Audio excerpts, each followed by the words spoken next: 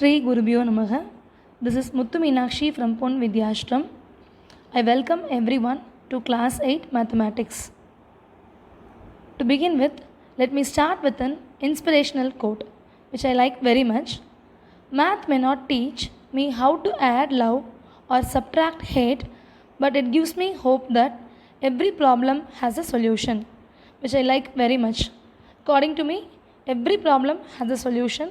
This is applicable not only for mathematics but for the entire life. For class 8 mathematics, the first chapter is rational numbers.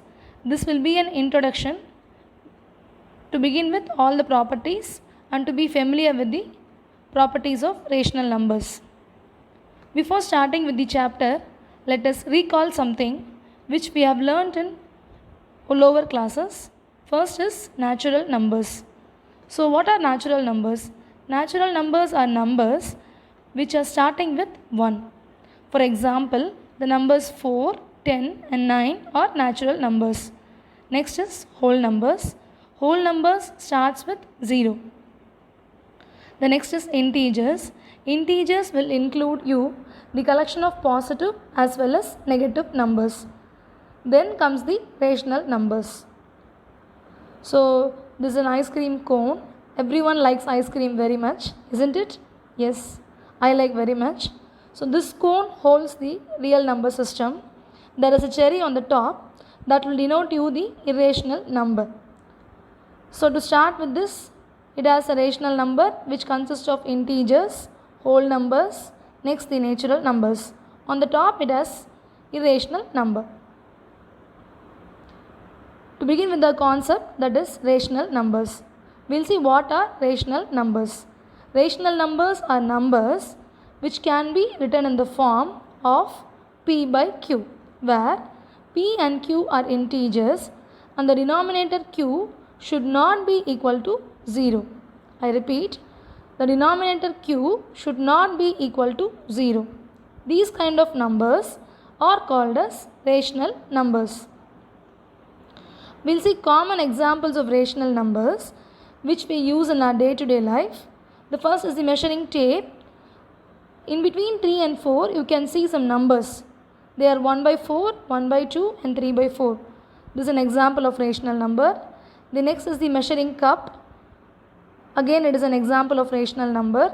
The 6, 4, 2, in between 4 and 2, you have a number 1 by 2. So those kind of numbers are example of rational numbers. The next is the pizza or the donut. In whatever way you want, you can take it. The first portion includes 1 by 4.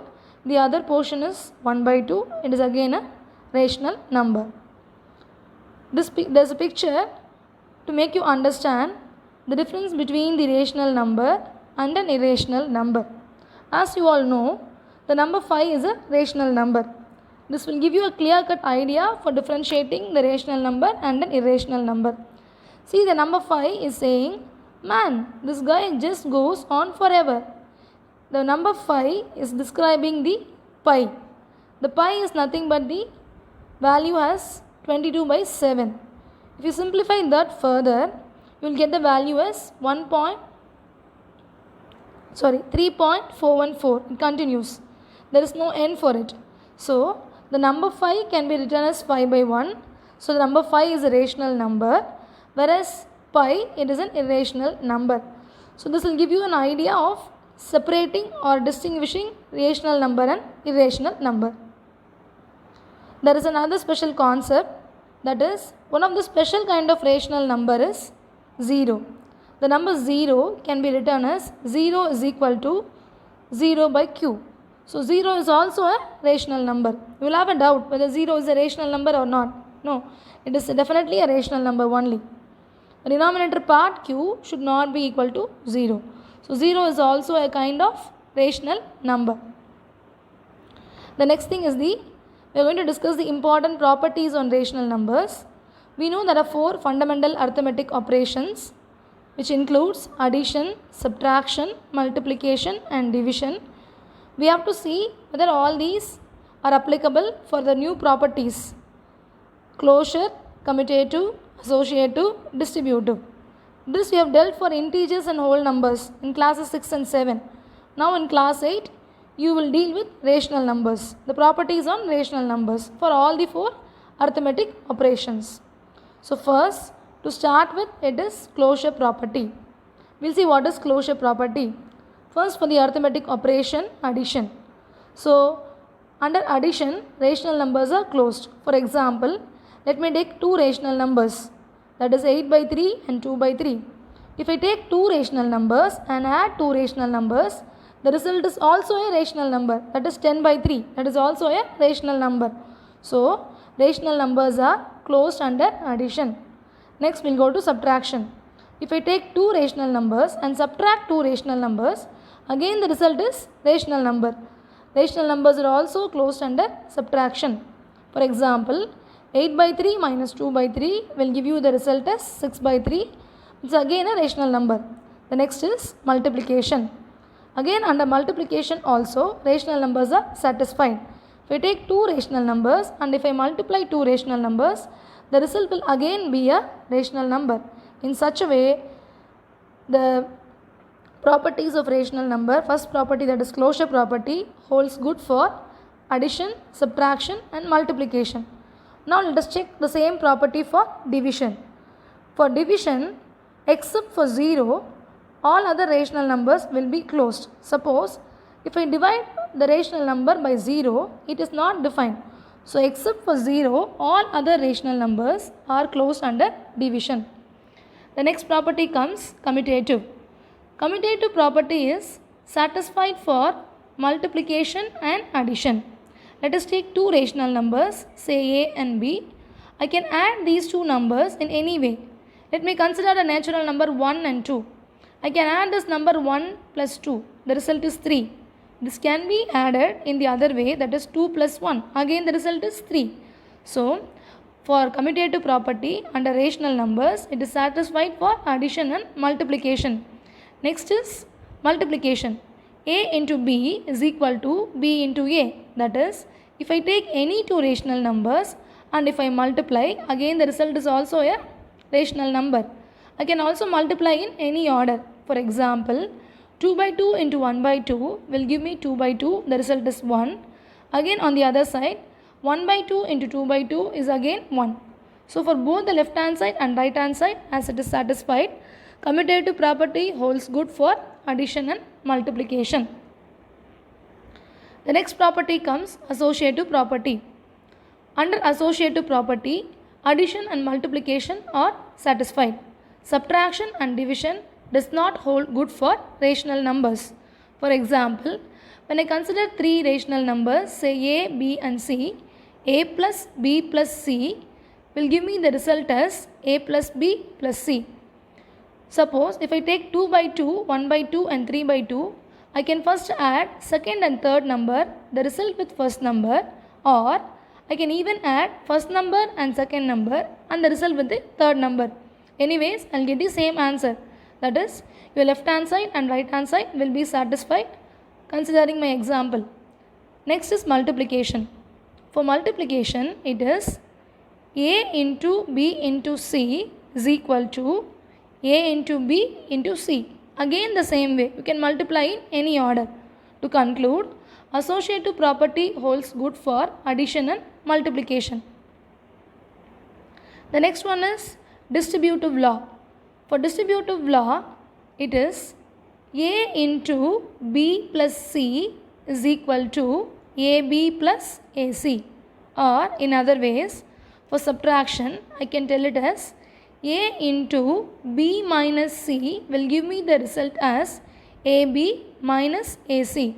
Considering the example, 4 into 2 plus 6 is 4 into 8. The result is 32. Or for the right hand side, it is 4 into 2 plus 4 into 6.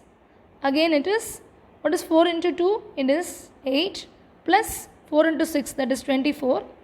Both the left hand side and right hand side gives the result as 32. So distributive law for addition and subtraction are given. It is a normal balance, weighing balance. See on the left hand side, it is A into B plus C. See on the right hand side, it is A into B plus A into C. So A into B plus C is equal to A into B plus A into C.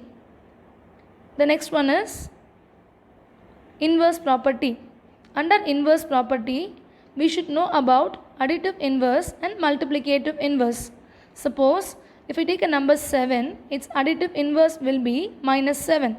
Let me add two numbers, that is 7 plus within the bracket of minus 7 will give me the result as 0. So for any number A, its additive inverse will be minus A. Similarly for multiplicative inverse, for any number A, its multiplicative inverse will be its reciprocal. That is, A. If A is the number, then its multiplicative inverse will be 1 by A.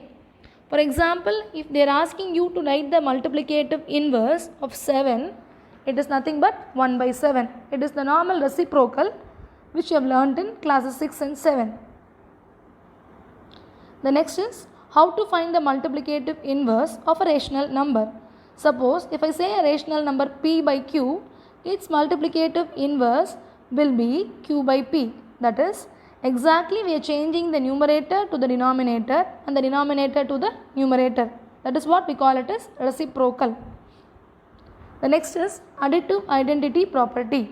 That is, 0 is called the identity element of addition. For example, if 0 is added to any number, the sum is the original number. Similarly, 1 is called as the multiplicative identity. That is, when any number is multiplied by 1, the product is the original number. So 0 is called as your additive identity and 1 is called as your multiplicative identity. The last concept is plotting rational numbers on number line. You know what is a number line, right?